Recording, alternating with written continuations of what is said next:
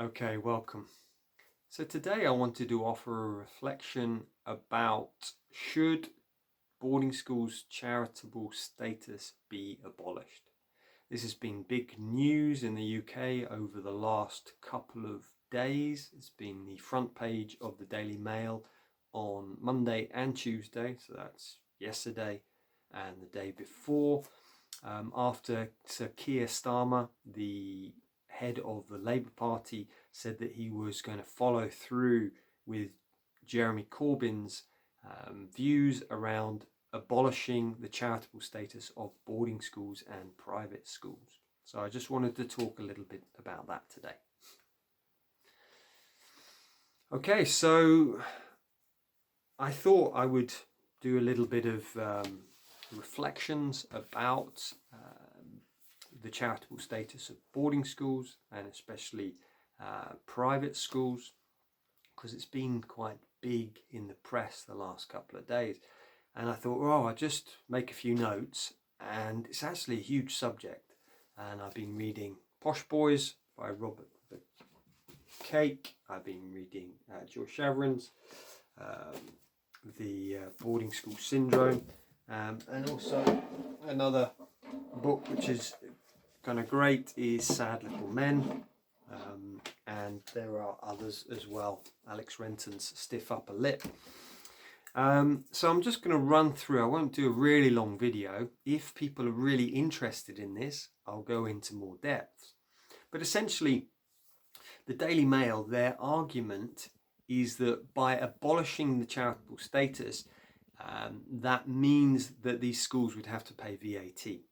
Okay, so that would mean they'd have to pay an extra 20%.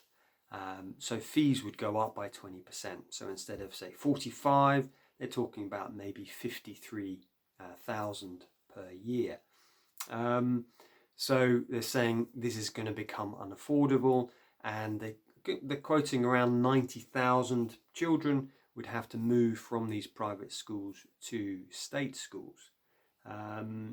So what I want to talk a little bit about today, it seems a little bit in the article that this is a new thing, and I just wanted to point out that according to Robert Cake, there was a law court case in 1810 trying to abolish the charitable status of these schools, and then there was another one in 1827 again saying the same thing. I'll just find it here. It basically, 17 years later, in a separate case, it was even argued that public schools that educated gentlemen's sons should no longer be considered charities. So that is a law court, and there's an actual case of Attorney General versus the Earl of Lonsdale, and that was 1827. So this has been going on for generations, and I mean generation.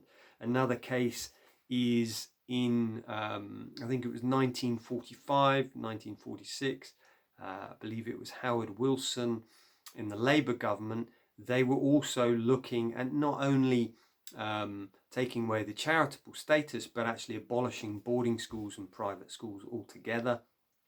And Eton took this on board so much, they were looking at moving to France or to Ireland, or the third option was to become a comprehensive.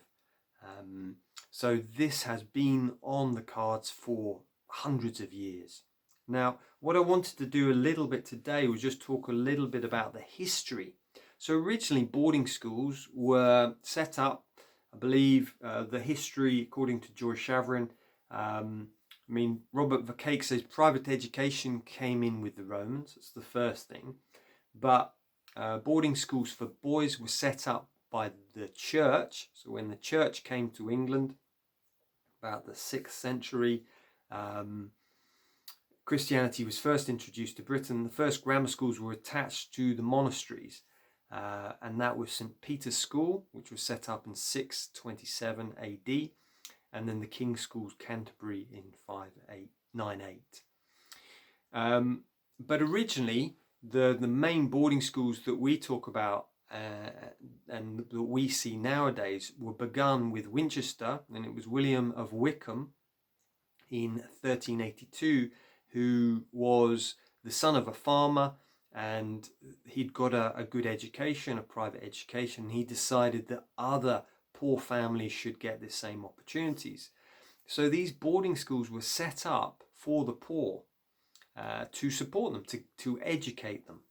And if I give you a little bit of details, so in 1382, it was specified that the scholars must be poor. So this is Joy Shaverin, page 18. And then in Robert Vercake's book, he says it was specified that the scholars... William of Wykeham founded a new school in Winchester that acted as a feeder to Oxford University. And this was less than a year after the peasants' revolt. He even capped parental income so that pupils could only take up a place at the school if their father earned less than £3,500 a year. So they capped the fees. So this was not for the wealthy. But very soon, the wealthy took these schools over, and how they did that was they realised that, Winchester, Eton, which was 1442, St Paul's School, 1509. St Paul's School was founded, and it was committed to providing education for 153 free scholars. Its statute promising to educate all nations and countries indifferently. So Eton was founded in 1442 by Henry VI with the aim of providing boys to sing masses for the king. Okay, so these were founded, and then after that point, a lot of other schools were founded with those principles, really of making sure the poor were being educated. And so I think that's important to see. That's what they were. They were charities originally. They were there. And I think, again, Winchester School began with just 70 free scholars. That's all they educated. Okay. But very soon they saw, the rich and the aristocracy saw how popular and these schools were. Winchester was feeding Oxford, Eton was feeding Cambridge, and they realised, we want that as well. So they started to change the laws so that the cap then was released. Yeah. So very soon it became that it was the fee paying outnumbered the free places. So before it was 70 free places, that was all that was available. Then, I think nowadays you have 99% or possibly 95% of a lot of these schools are fee paying, and you get 5% or 1%, which are free places, even less than that, I think. So they are no longer charities. I think that's the first thing to really, really, to say, is that they are not, supporting the poor people anymore. So I think that's an important thing to point out.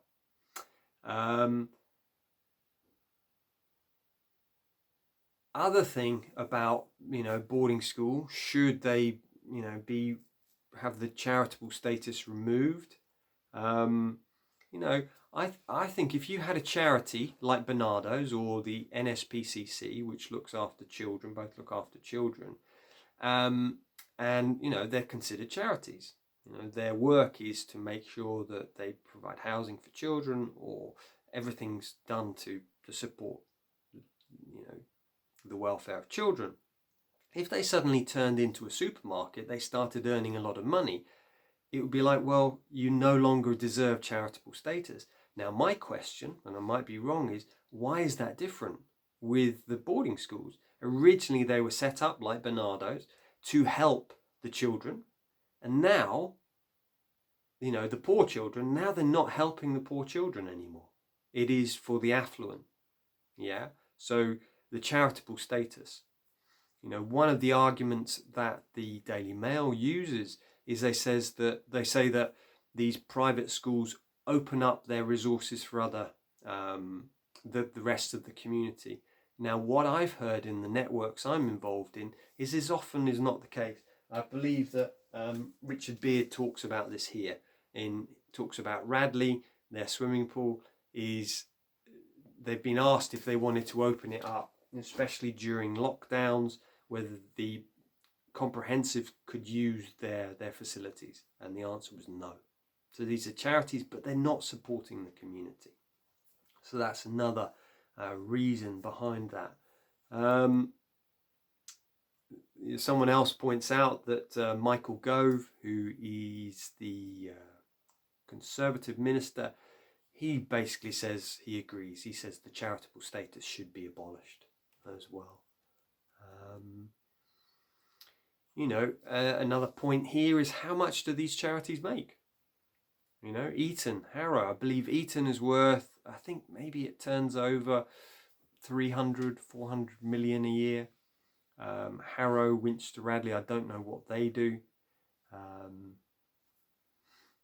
So that was another point there. So I think it's a fascinating subject, really, is should they be charities or not? My feeling from the research I've done is that no, they don't deserve charitable status anymore. Maybe there are some schools out there, and I know some which really, they do provide free education for these children. I think, yes, there's an example that they potentially could have this this charitable status. But the Etons, the Harrows, they're huge fee-paying businesses. Yes, they were the equivalent of the Bernardos, but they're not. They're the equivalent of a Sainsbury's now. They are producing, and they've got lots of money, and they've got these amazing facilities. They're getting all this money coming in, and so yeah, that's kind of a reason behind that. Yeah, I think I will stop there. But I think, yeah, it's to ask that question. I feel it's more complicated, and that it's been around for a long time. But I definitely feel that these public schools, I think early boarding anyhow should be abolished. And Nick Duffel as well, the third book, another book is Nick Duffel's book here. And he talks about the charitable and therefore tax avoiding and independent status of fee-paying boarding schools has to be reviewed. And that's page 333. And he gave an interview to the Common Select Committee about that in 2009. Yeah, just some reflections about that. I think it's very relevant at the moment. Yeah, if you have any questions, please do let me know. I've got a podcast going live on Friday by two trauma experts talking about energy psychology. That should be a fascinating talk to listen to. Okay, take care. Bye for now.